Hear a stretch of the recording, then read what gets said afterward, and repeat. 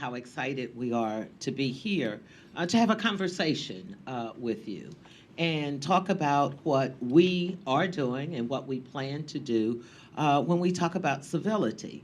Obviously, we have a lot in common, but we also have a lot of differences. But I think the best thing that we decided early on, starting with Congressman Steve Stivers, was to agree that we could disagree without being disagreeable. But we have a secret weapon. We actually like each other. And that makes a huge difference. We have a friendship beyond the House floor. We've also figured out how to have a friendship on the House floor, which unfortunately in today's times might seem kind of rare. But we have decided to go with it and to be very visible with it, very open with why we decided to be chairs of the Civility and Respect Caucus. Now, traditionally, when we're here, people have a whole lot of questions, but I'll make this my opening statement. Mike can then make his opening statement. I'll just say one more thing to give you a little bit of history of when Steve Stivers and I started this. It was based on a book called Treat People Well. And what was so unique about it, President George W. Bush and President Barack Obama had two social secretaries who kind of, I believe, think somewhat like Mike and I. One Democrat, one Republican, one male, one female. And so what Leah and Jeremy did, social secretaries for those two presidents, they wrote a book and they talked about how people who were in different political parties could really make a difference in the country on so many things if they were open about their friendship relationship, and then if they could get others to join. And we have a lot of news about that, but I'll pass it to you, Mike. When Joyce brought up the Civility Caucus, one of the things that her and Steve did was they really went out to the schools in Central Ohio. And Joyce and I have a unique, and I think this is, obviously indicative of Ohio, but Joyce and I literally live 1 mile apart. I mean, you can walk out my house, and on a clear day, I can see where Joyce lives. We shop at the same grocery store. When she walks out of her district office and walks across the street, she's in my district. When I walk out of my district office and I walk across the street, I'm in Joyce's district. So we have a very unique, we split the city of Columbus essentially in half. So it really makes sense, and we do get along. And so what we decided to do was kind of augment what her and Steve had done, going into the schools and talking about civility and respect, but also really going into the business community of Columbus, Ohio. And if you add up, I think this is our 4th time.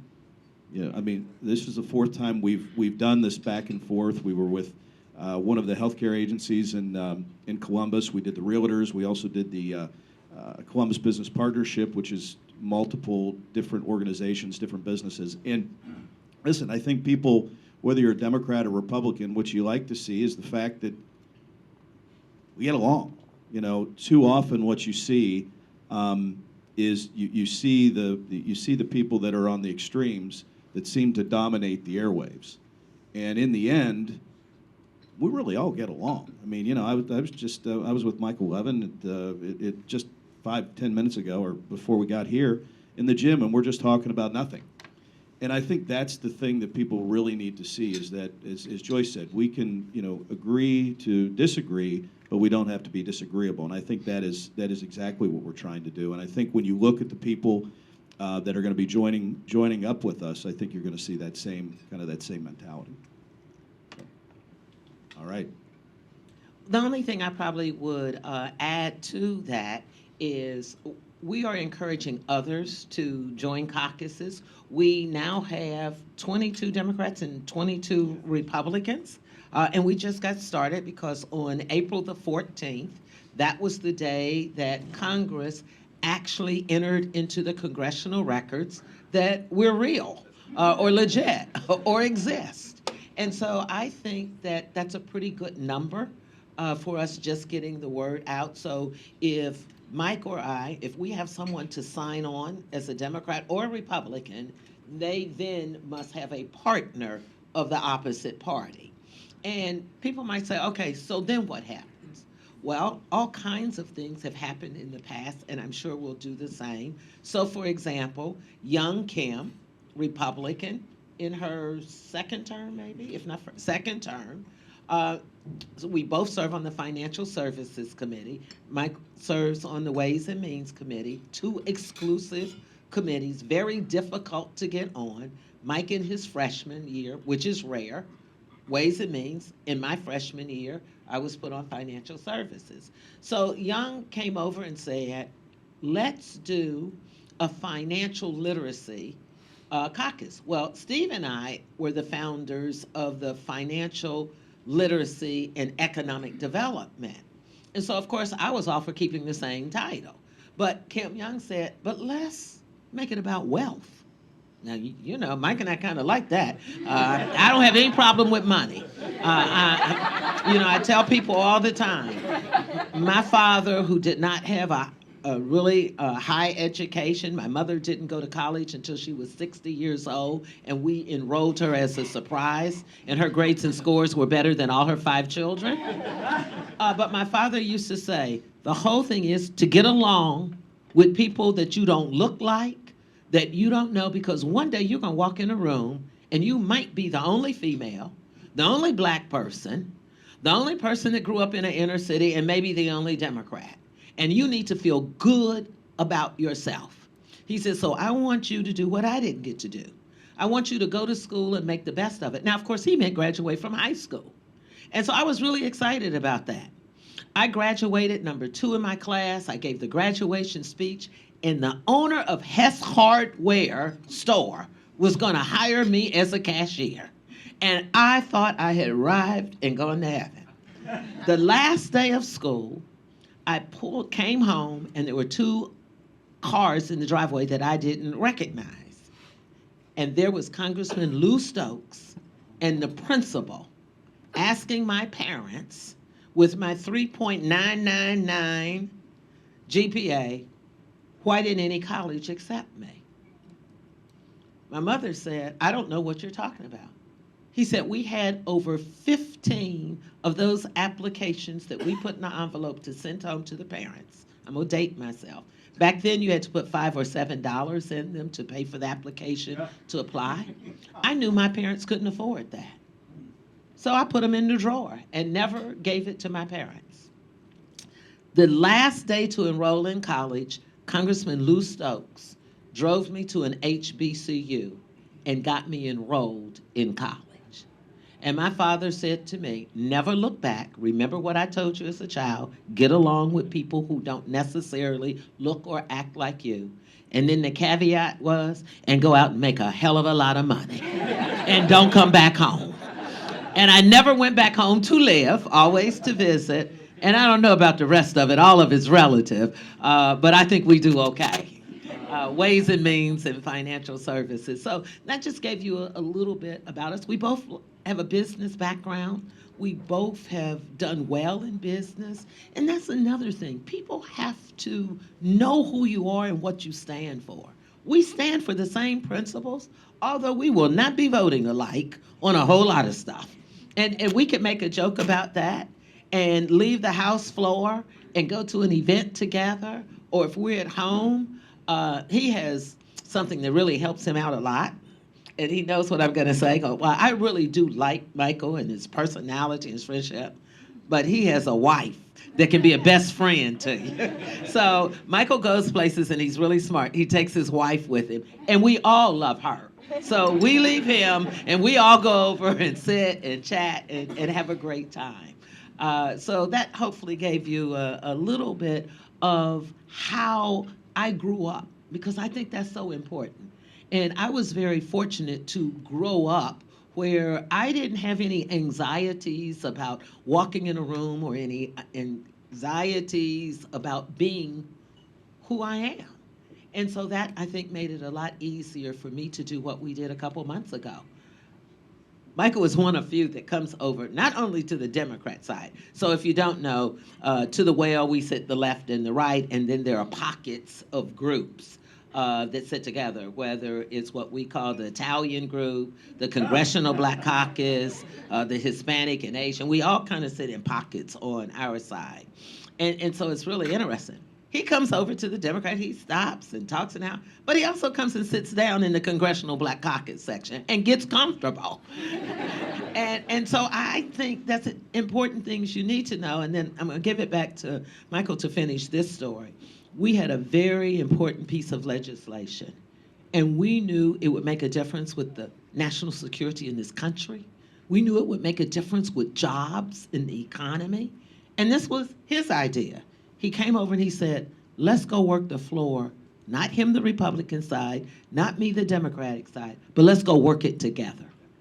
Well, you know, we had, so the CHIPS Act is what we're referring to. And if you look at the investment that we have in Central Ohio, it's, you know, and Troy Balderson was instrumental in that as well. But we really wanted to try to make this what started off as a bipartisan bill, right? And so you know, Joyce and I, she did a little better on her lobbying efforts. I had a little bit harder people that I had to kind of try to sway. Didn't get them all. But we were able in a bipartisan way to work with the membership and to really, because it was so big, you know, for Intel to come to Central Ohio.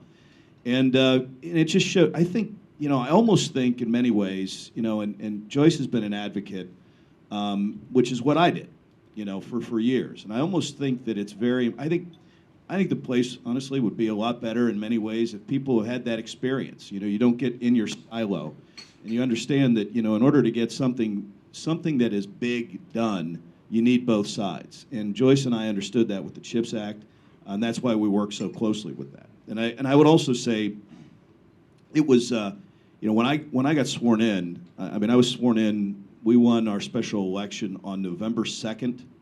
Dave and I were headed up to a buddy of ours' father's funeral, and we get a call from Nancy Pelosi, and she said, "We need you guys to be sworn in tomorrow." Well, we couldn't make that happen, but on November 4th, we were sworn in, and so I got sworn in with Chantel Brown, and you know, it was just her and I, and you know, it's one of those intimidating things because you know, a lot of these folks I'd lobbied for years, and I knew a lot of them. You know, Rodney Davis would always call me his pledge. Still calls me his pledge.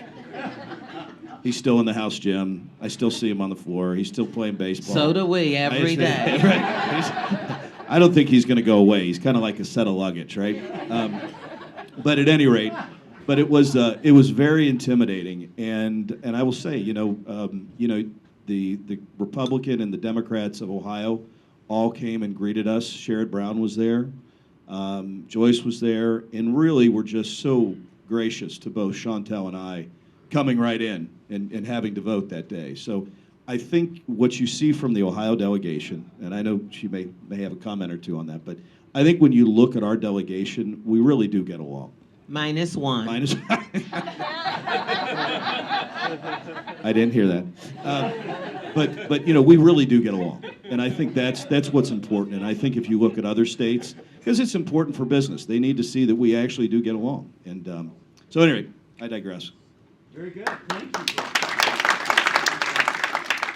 What kind of activities, you know, can you all do to cultivate the relationships to kind of get back to that place where, you know, members of Congress can at least get to just interact with one another? Because I think looking from the outside, looking in, it just seems like people just don't like each other, and there's just so much tension. So we just want to hear a little bit more about that. Well, I will just say, you know, we had one of our colleagues, Amelia Seitz, who just got elected.